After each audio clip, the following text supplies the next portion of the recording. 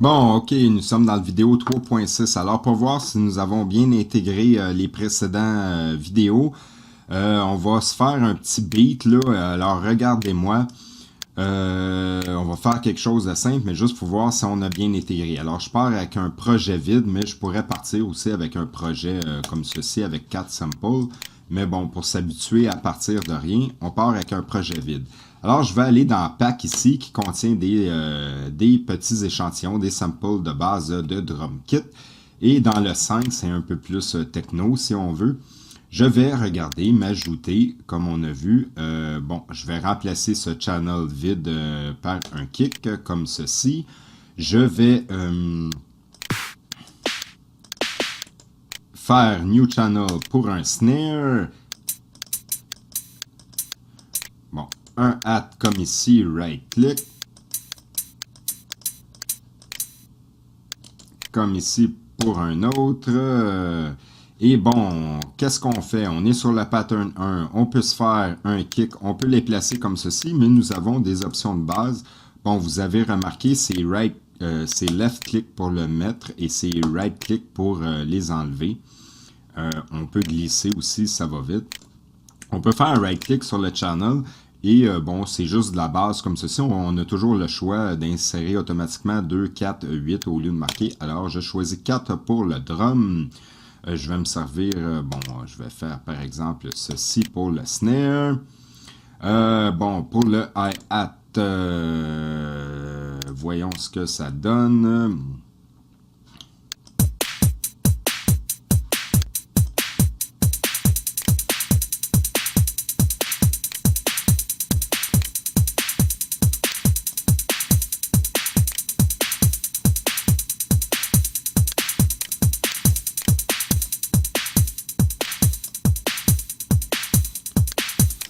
Ensuite, par exemple, sur ce pattern, je pourrais décider d'ajouter une basse. Alors, je choisis, bon, disons pour l'instant, une petite base très simple. Je fais un right-click pour aller dans le piano roll, où je choisis piano roll ici. Je m'assure que c'est bien la basse. Je fais jouer en même temps et je regarde.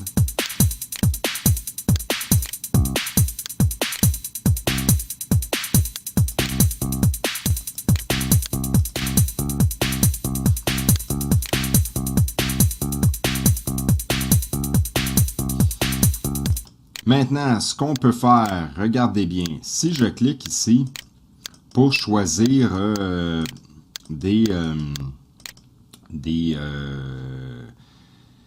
pistes de step séquenceur, ça ne change pas forcément de channel. Ça ici, je choisis les channels. Bon, oui, forcément, la lumière de sélection, elle suit, mais je peux aussi choisir comme ceci. Pour faire des copies. Alors, les copies, bon, bien sûr, on pourrait passer par ici comme dans tous les logiciels, mais c'est beaucoup plus rapide d'apprendre les raccourcis. Alors, moi, je pourrais faire, si je clique 2 fois, regardez, ça les choisit tous, et je peux faire CTRL-C, changer de pattern, faire CTRL-V, et voilà, je viens de doubler mon pattern. Donc, au lieu de recommencer au début, car je veux seulement faire une variante, je vais ajouter ici un petit gimmick de snare. Et bon, je veux enlever ces sons ici. Écoutons. Et je vais changer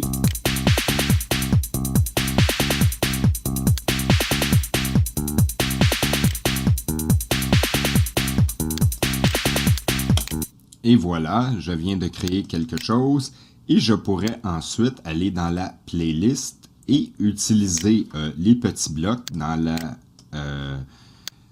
qui est la méthode simple pour débuter et placer par exemple comme ceci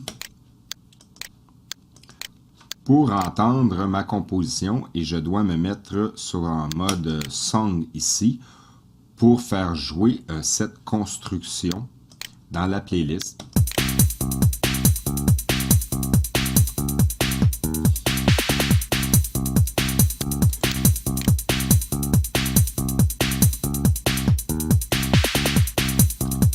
Bon, nous, les petits effets comme tout à l'heure, Par exemple, regardez si je vais jouer par ici, et c'est là que je dois me placer, par exemple, sur le snare. Je peux le faire jouer en solo. Je fais right-click ici, je choisis solo, ce qui mute, désactive le son des autres pistes pour que j'entende bien cette piste avec laquelle je veux travailler. Bon, je vais me remettre en mode pattern juste pour entendre ce pattern en boucle.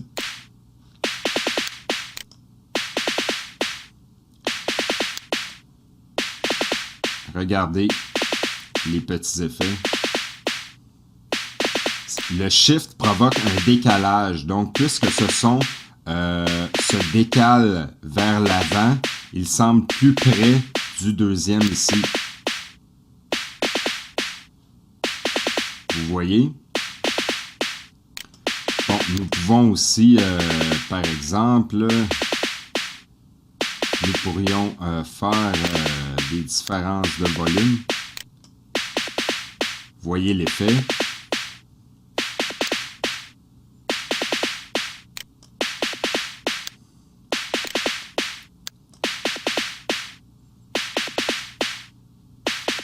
Bon, quelquefois, certaines options n'ont pas d'effet. Je pourrais changer le pitch. Vous voyez? De chaque note.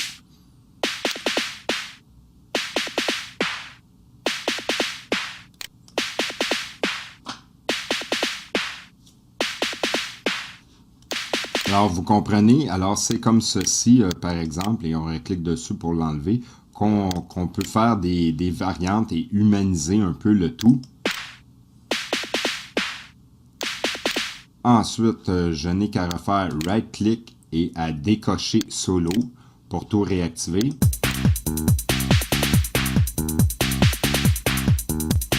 Alors, c'est comme ceci qu'on construit des bases de pièces de morceaux.